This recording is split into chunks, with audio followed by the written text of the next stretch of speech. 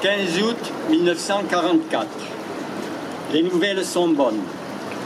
Le front allemand est percé en plusieurs points en Normandie. En particulier, le débarquement en Provence d'une armée française réjouit le cœur des patriotes.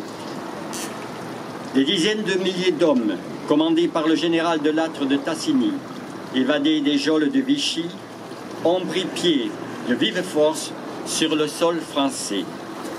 Aidés des FFI, ils s'apprêtent à prendre Toulon, Marseille, et de là continueront leur course de libération du territoire. Cependant, dans le sud-ouest de la France, occupé par la 10e armée allemande, l'ennemi est toujours coriace. Le 16 août, 2 des nôtres sont tombés sous un feu nourri à Miramont d'Astarac. Dans notre ville, les militaires allemands patrouillent à bord de camions découverts, les hommes dos à dos, à l'effet évident d'impressionner la population. La rumeur veut que la garnison s'apprête à partir. Notons que les dirigeants de la résistance avaient souhaité offrir une reddition sans condition à l'état-major allemand grâce aux bons offices d'un médecin honorablement connu qui était le premier voisin de l'Hôtel de France. Mais la démarche n'aboutit pas, cette option ne faisant pas l'unanimité dans les rangs de la résistance. Dès le 17 août, la décision est prise d'attaquer les Allemands dans leur propre quartier. Les objectifs sont répartis entre le bataillon 1000 du corps franc Pommiès, qui doit s'occuper de l'Hôtel de France, et le bataillon de l'Armagnac du capitaine Parisot, qui doit s'emparer de la caserne. Les autres formations garderont les issues de la ville pour empêcher toute troupe allemande de venir au secours de la garnison d'Auch. Les mouvements doivent se faire dans la nuit pour être prêts le 20 août à l'aube. Le chef départemental des FFI, le commandant Lezur, juge lui-même l'opération périlleuse pour nos maquisards, dont beaucoup sont peu aguerris, mais il entend la mener jusqu'au bout. Mais tout bascule le samedi matin 19 août, quand l'officier de marine Fournier, envoyé en reconnaissance par son chef Parisot, constate qu'à la caserne Espagne, les véhicules allemands sont alignés dans la cour, prêts à prendre le départ.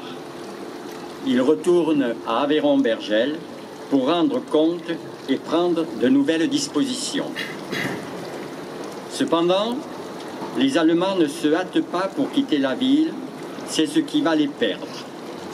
Ils s'attardent à démolir le central téléphonique à la poste, cause des dommages à la gare des trains. Enfin, le départ est donné vers 13 ou 14 heures. On se souvient du geste de défi que fit un soldat allemand dans le dernier camion sur la place de la mairie. Côté force de la résistance, tout est remis en question. Le commandant Lezur, qui se tient à Pessan, et son adjoint Marchal diffusent ordre sur ordre. Il ne s'agit plus que de harceler l'ennemi sur son itinéraire de repli en direction de Toulouse. Le sabotage du pont de chemin de fer de Le Boulin retarde considérablement la marche du convoi, qui subit une première attaque à Aubier, une seconde au niveau de Giscaro et à fin à Montferrand-Savès, où un éclaireur motocycliste allemand trouve la mort. À l'île Jourdain, 2 nouvelles embuscades stoppent définitivement la colonne alors que la nuit tombe. Tout ce temps perdu par les Allemands a permis au bataillon de l'Armagnac de se porter à l'île Jourdain et d'y prendre position pour le combat victorieux du lendemain. À Auch, la nouvelle départ des Allemands s'est vite répandue, encore qu'on ne soit pas sûr qu'ils ne reviendront pas. En fin d'après-midi, les camions du bataillon de l'Armagnac traversent la ville et sont ovationnés. Les premiers, des éléments FTP, se sont installés au café d'Itigny, qui était le siège de la milice jusqu'à son départ, le 15 août 1944. Ils ouvrent un bureau de recrutement où de nombreux jeunes viendront se faire inscrire.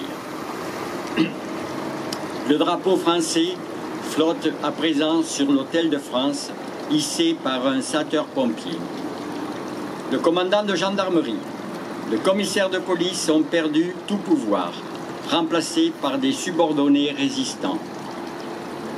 Le régime de Vichy prend fin dans la nuit du 19 au 20 août 1944, quand Ernest Villa, venant du Maquis, président du comité départemental de libération, signifie sa destitution au préfet Pierre Comont. Mais il faudra attendre le lendemain pour procéder à l'installation du nouveau préfet, Auguste de Christé, nommé clandestinement par le comité d'Alger depuis le mois de mars. Une nouvelle ère s'ouvre avec le rétablissement de la légalité républicaine et de la liberté retrouvée. C'était il y a 79 ans.